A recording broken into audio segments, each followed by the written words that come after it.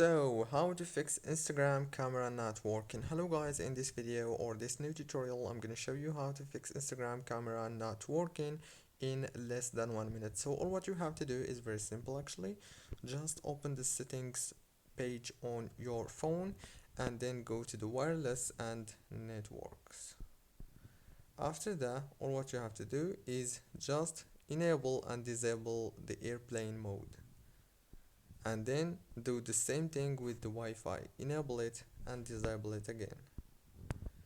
Now go to the apps manager and click on Instagram.